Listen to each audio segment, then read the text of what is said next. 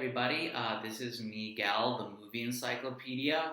I'm here to talk to you all about the brand new Marvel movie, the last film of Marvel's Phase 3, Spider-Man Far From Home. When I was coming into this film, I was really worried that this movie was going to be a lot like Ant-Man the Wasp last year. I was worried that after the events of Endgame, this was going to be I thought this was going to be a good but very forgettable and very average Marvel movie like Ant-Man the Wasp.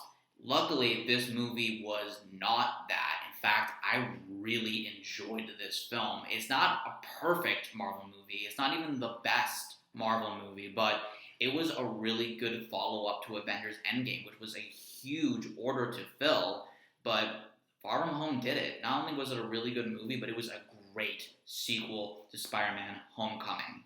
So here's the quick plot synopsis. This movie follows Peter Parker after the events of Spider-Man Homecoming and Avengers Endgame.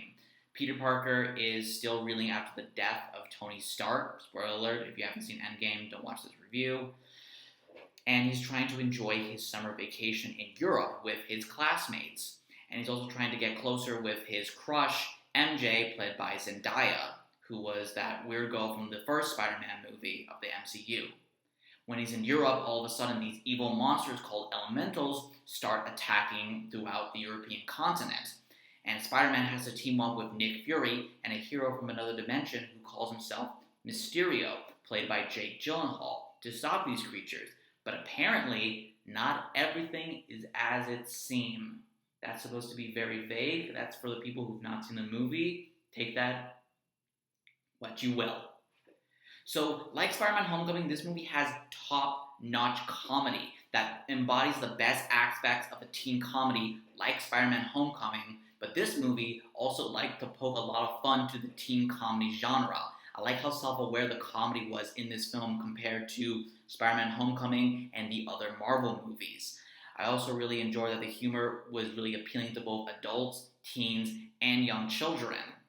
Now, there isn't as much comedy in this film as there was in Homecoming, sadly. In fact, Spider-Man has probably one, two, maybe three quips the entire film. But that's because this movie likes to focus more on Peter Parker's more serious superhero story, which is the real focus of the film. And that's what I really liked about this film. This movie is about Peter Parker struggling under the pressure of the world, expecting Spider-Man to become the next Iron Man level superhero, to become the next face of the Avengers. And Peter Parker is basically just trying to avoid this responsibility because he doesn't think that he can live up to Iron Man's memory, and he's worried that he's going to shame Tony Stark's memory, basically. So he's trying to just have a normal summer vacation. He's trying to get back to his roots. He's trying to connect with MJ. But then all of a sudden, Nick Fury and Mysterio show up, and all these monsters start destroying Europe, and he has to figure out really quickly what kind of a hero he wants to be. Does he want to be an Avenger superhero? Or does he just want to be a friendly neighborhood Spider-Man? This was a really good story arc because we get to see with this story just how much Peter has matured since Homecoming, since Infinity War, and since Endgame. Peter Parker has changed so much. He doesn't want all the responsibility of being a big-time superhero anymore. Now he wants to just be a normal teen. But sometimes you don't get what you want, and sometimes you need to step up, like Nick Fury says in the trailer. And this plus Peter Parker's relationship with Mysterio, who becomes kind of a father figure to Peter in the first half of the film, leads up to the fantastic second part of this film. And I'm telling you, Far From Home has one of the best second acts I have seen in all of 2019's movies. I absolutely adore the second act of the film. And here's why. The biggest surprise I found when watching Spider-Man Far From Home was that this movie had a lot of really good twists. This movie constantly kept me on my feet and constantly had me thinking, whoa, I did not see that one coming. And this all leads up to the fantastic ending of this film, which is filled with huge cliffhangers.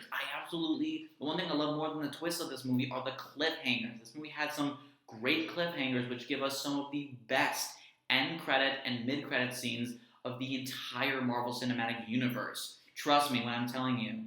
When you watch this movie, you definitely want to put your butts in that seat throughout all the credits because there's some major stuff happening.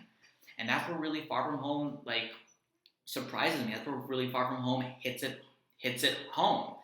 It's with the twists, the cliffhangers, and the really strong second half focus on a more serious Peter Parker superhero story. What really blew me away from these big twists in the film was how it connected specifically to the Spider-Man comics. I was completely amazed by just how accurate this story was and the big twists of this movie were to the Spider-Man comics, the Spider-Man cartoons, the movies, and specifically Spider-Man lore as a whole. I was really worried about Mysterio as a character in this film because he seems so different from the comics, but him and the rest of the movie really stays true to the Spider-Man comics and to Mysterio as a character in those comics. I really enjoyed all the homages this movie made to Spider-Man comics and to Spider-Man lore, and I hope this is just the beginning of much more Spider-Man comic specific, more Spider-Man movies. I hope that we get more references and more scenes that come straight from the Spider-Man comics in the future movies. So in conclusion, Spider-Man Far From Home was a surprisingly really good Marvel movie and a really good follow-up to Avengers Endgame. It gives us a lot of peeks of what's to come for Spider-Man and the Marvel Universe in the next couple of phases until the big Thanos level event comes up next, whatever that is. But it also gives us a really funny teen comedy and a really great action-packed Spider-Man movie. This isn't far from perfect. In fact, this isn't even the best Spider-Man movie or the best Marvel movie, but it was honestly really good. So I'm going to give Spider-Man Far From Home a 7.7 out of 10 stars. Thank you all for watching this video. I'm sorry if it was a bit long. I'll try to be better about my timing next time. If you like this video, please hit the subscribe button. I would really appreciate it. Comment below in the comments what you thought of the film. I'd love to see your comments. I'm really excited to meet other people on my channel. Thank you all for watching. See you next time.